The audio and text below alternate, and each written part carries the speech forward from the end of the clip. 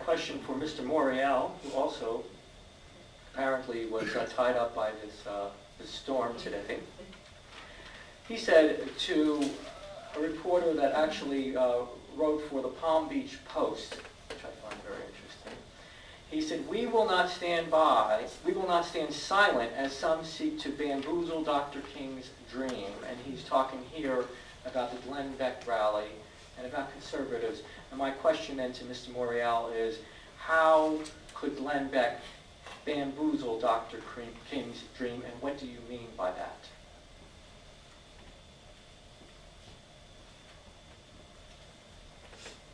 Hearing nothing from Mr. Morial, I will turn to you, Mr. Massie.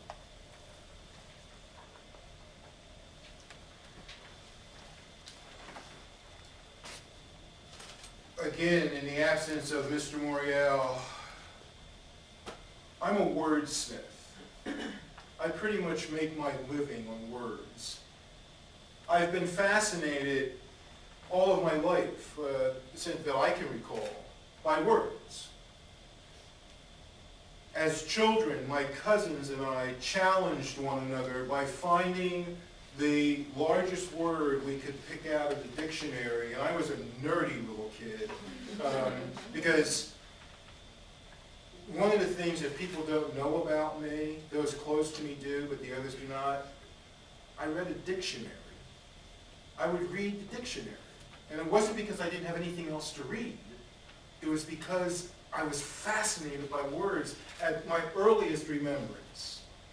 My mother has said that I haven't shut up since, but so the words just continue to flow, but I'm off topic. Let me get back to the topic and say, I'm fascinated by words. So, Mr. Morial uses the word bamboozle, which basically means to deceive, to con by underhanded, dishonest methods. I say to Mr. Morial, in his absence, and I think what we should do is send each of them a copy of the DVDs from this so they can respond if they have the courage to do that. But that notwithstanding, I think what Mr. Morial should consider as he talks about bamboozling, who it is exactly that's being bamboozled. Why is it, Mr. Morial, that black children today spurn Mark Twain, but champion a 50 Cent, or a Tupac Shakur, or a Biggie Smalls, or you name it rapper who spews forth the most vile and reprehensible anti-establishment, anti-race, misogynistic lyrics sampled over an old song that you could think of. Why is that, Mr. Morial? Why is it that our children today have been tricked into believing that if they can jump high enough and throw far enough and kick,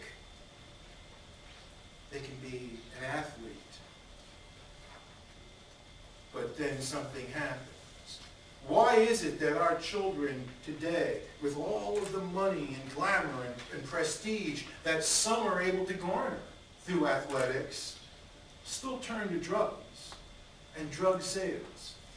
What lie have our children bought? What lie, Mr. Morial, have our women bought that nearly 30% of the black race has been lost in the moon? Exactly what lie? When you speak of bamboozle, who has been bamboozled? Is it the people or you yourself who bought the lie of Planned Parenthood? Or of an educational system that does us no good? Who, Mr. Morial? I would would like an answer for that. Indeed, I would demand an answer for that. And in the absence of being able to provide an answer for that, he has seen fit not to attend. I'm offended by that. I'm offended by that. We demand answers for that. Why is it, when you speak of bamboozling, at the end of the Civil Rights era, which I would argue as well as others, was 1964, the signing thereof, when we looked in excess, in over 80% of black homes were married two-parent households. 40% of those homes were business owners.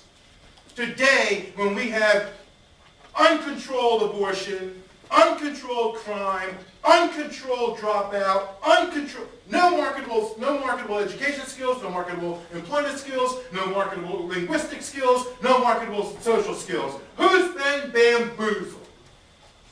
Who's been conned? I would like to have an answer for that. Oh, it's nice to blame the white man. It's nice to blame Uncle Toms, such as myself. It's nice to blame right-wing extreme Republicans and conservatives. It's easy. But exactly who is it that's been bamboozled?